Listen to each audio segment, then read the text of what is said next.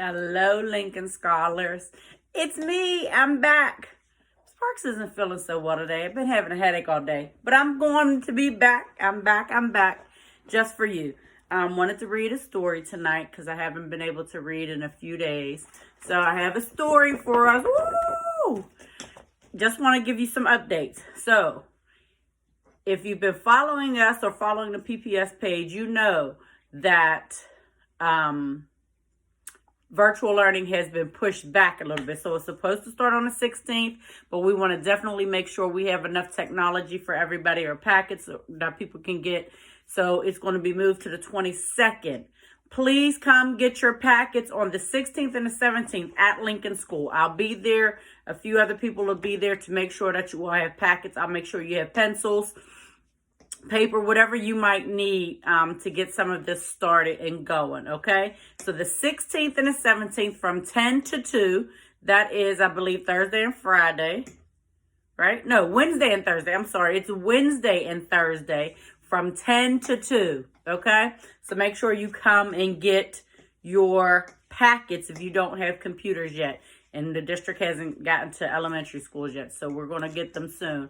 Big shout out to Homewood Children's Village, who's trying to make some other things happen for you all. I don't want to tell you yet, but they're trying to make some other things happen. So that's Miss Lorette and Miss Bianca, who's always in our building. But in the back side of it is Dr. Lewis and Miss Jaleesa Coffee are working very hard, and Miss Janine, some other people, a lot of people working very hard to make sure that Lincoln students get exactly what they need for this virtual learning or online learning, as we're calling it. All right. Your teachers have already started to upload some things for you. So there's a few, once you're able to get on, a few things that they have for you. If you aren't able to get on, don't worry. We're going to make sure you get those exact same messages. At some point, there'll be a phone number that you can call in and ask questions and everything else, okay? So we're not leaving anybody out, not leaving anyone out. Listen, if your families don't have some things, please get in touch with me so that I can make sure we can get you to the right places.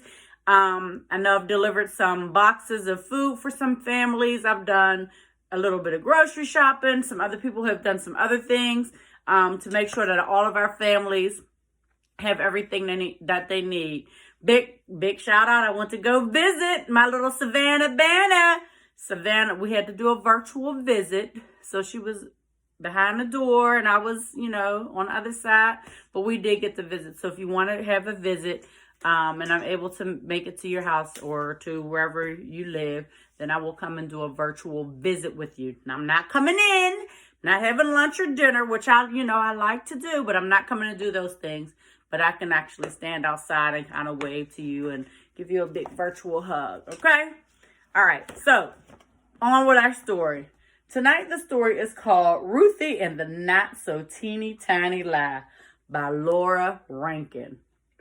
Oh, Ruthie looks like she might be getting in a little bit of trouble there because the lie says not so teeny tiny. Let's see. Ruthie loved tiny things. The tinier, the better. Her toys were the tiniest imaginable. She had dinky dinosaurs, itty-bitty trains, ponies no bigger than your pinky, and teddy bears that were barely there. I know some of you have some of those tiny little toys as well. I don't know if it's the LOL dolls or some of those little things. They're the little teeny tiny. One day at school recess, after jump rope and swings, Ruthie took a turn on a twirling bar. When she landed, she saw something in the grass. It was a little box with a teensy-tiny window and even a teenier button on top. She couldn't believe her luck. It was a teeny-sized camera. Whoa. So the kids are outside playing, much like you all do. We don't have one of those turning bars, though.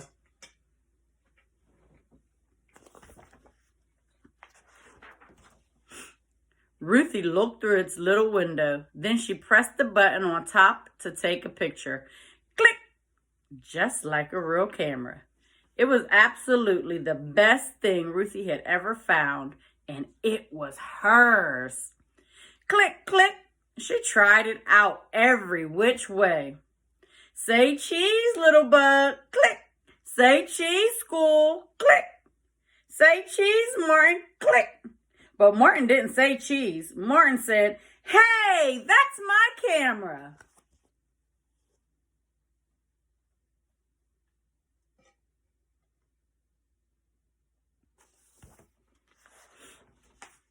Ruthie was startled. No, it's not. It's mine.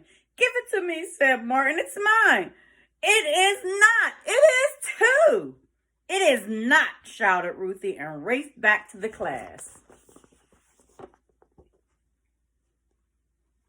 Do you think that maybe Martin dropped his camera at a recess and Ruthie found it? I hope things turn out well for both of them. What's going on? Asked Miss Olson. Ruthie's got my camera, cried Martin. I got it for my birthday and it dropped on the playground. But Ruthie wanted that teeny tiny camera in the worst way. It's mine, she yelled. I got it for my birthday. Well, that wasn't true at all. Not one teeny tiny bit. Oh, Ruthie.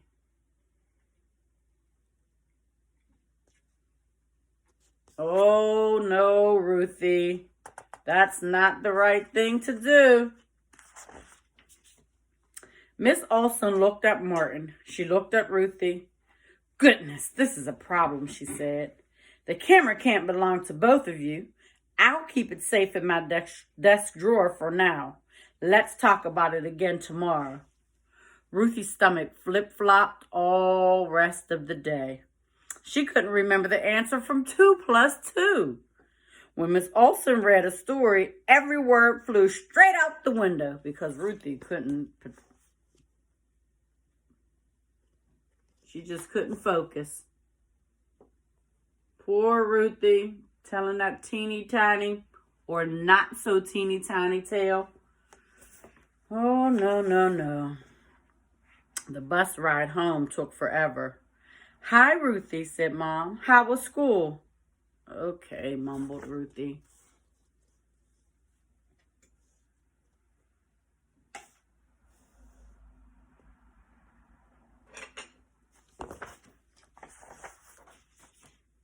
Dinner was macaroni and cheese, Ruthie's favorite, but she couldn't eat. Not one little bit. Aren't you feeling well? Asked Papa. I'm not hungry, she said. At bedtime, Ruthie was close to tears. Oh, do you think Ruthie really wanted the camera at this point, or she just felt bad now about telling a lie, or a tale, as we say at school, telling tales? But the next morning, Ruthie could barely eat. Oh, I didn't skip the page. I'm sorry. But the next morning, Ruthie could barely eat. Maybe Miss Olson wouldn't understand. Maybe Ruthie would have to sit in the timeout corner. Maybe Martin would never talk to her again. Maybe no one would ever talk to her again. Not one teeny tiny word. The school bell was about to ring. Ruthie took a deep breath and began the long walk to the front of the room, to Miss Olson's desk. It seemed very, very far.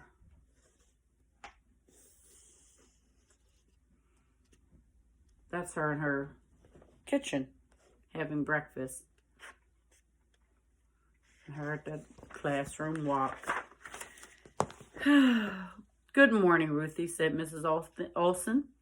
I have something to tell you, said Ruthie in a very small voice. The camera is not mine.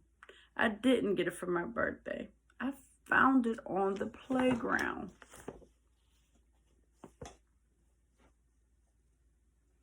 I'm glad Ruthie's making her amends, telling the truth.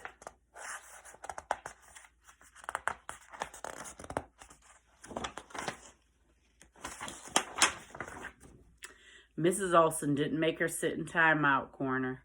She didn't even look mad. Instead, she gave Ruthie a hug and kissed the top of her head. Thank you for telling the truth, said Miss Olson. That took a lot of courage. I'm very sorry, Martin, said Ruthie. It's okay, Ruthie.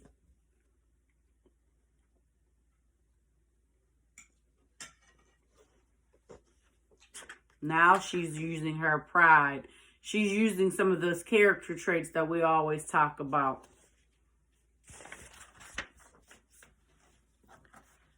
All at once, Ruthie's stomach stopped flip-flopping. She even skipped a little on her way back to her desk. She got the right answer to 3 plus 7 in math. And after lunch, Miss Olson read the funniest story Ruthie had ever heard. Telling tales is a lot of guilt. It puts a lot of stress on your body. Whew, we got to make sure we always tell the truth. Your stomach starts to hurt. You start to have all kinds of thoughts about not having friends. And on the short bus ride home, Ruthie realized she didn't miss the teeny tiny camera. Not one teeny tiny bit. Remember, that bus ride was long yesterday when she told that tale. Today, not so long. The end. And I'm glad Ruthie got herself together and used some of her pride expectations, some of that being positive, some of that self-determination because she was courageous, being honest about the things that she had did. So I'm glad she learned a lesson in that. And I hope you enjoyed the story and learned a little bit of a lesson as well. I know in these times right now when we're not in school, it can be a little frustrating with our siblings at home or sometimes even our parents. So I'm hoping that you all are being kind to each other and loving one another because that's what we teach you to do, right? Right. All right, so now it is that time of night where we need to start to unwind and get ourselves together. I hope you all had an amazing, amazing, amazing spring break. Hope you got outside to get some of that fresh air with social distancing. I've seen a few kids on my street, not too many kids live on my street, but a few of them just kind of riding their bike up and down the street by themselves just to get a little bit of exercise.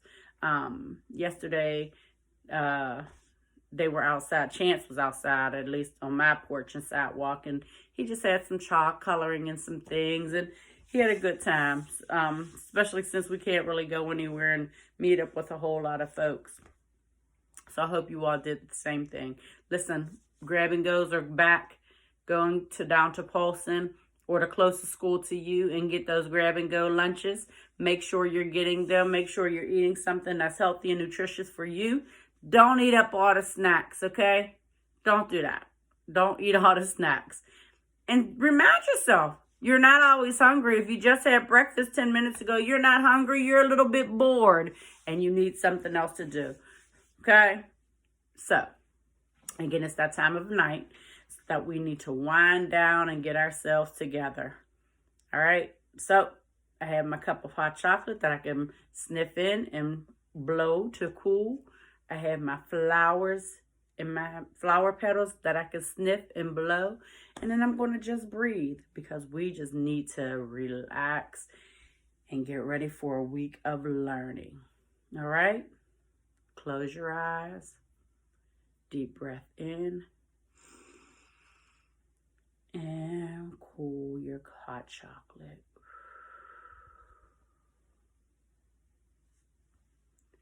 Have your flowers with a deep breath in and blow the petals into the world, the universe.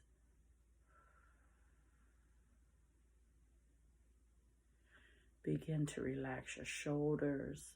Feel all of that go out of your body and just breathe in and blow out to the universe. Feel your heartbeat start to calm down.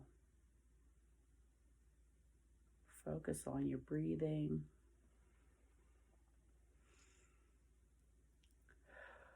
And remember, these aren't just things you could do at night when you need to get ready to unwind. These are also things that you could do when you have moments that you just don't know what's wrong. You feel stressed or anxious, or you just feel like you're getting angry. You could just go to a quiet place and do some breathing. It really helps to relax you and helps you to think a little clearer. All right? You all have a great night. Remember that I love you. I'm going to see you soon. Matter of fact, I should see you Wednesday and Thursday to get those packets. If you are in kindergarten, first or second grade, and you have a brother or sister in third, fourth, or fifth grade, you might want to come on Thursday, because Wednesday is for kindergarten, first, second grade, and pre-K. Thursday is for third, fourth, and fifth grade. So you might want to just come one day instead of coming 2 days. We won't have the packets ready for 3, 4, and 5 on Tuesday, but Wednesday, but we'll have them there on Thursday, and you can pick up both packets at that same time. All right? All right, my loves. I love you all. I hope you had an amazing spring break time. Just some time to unwind and relax and reflect on some other things. If nothing else in this time, we have to be kind to each other and love each other. And I love you all. All right. Have a great night.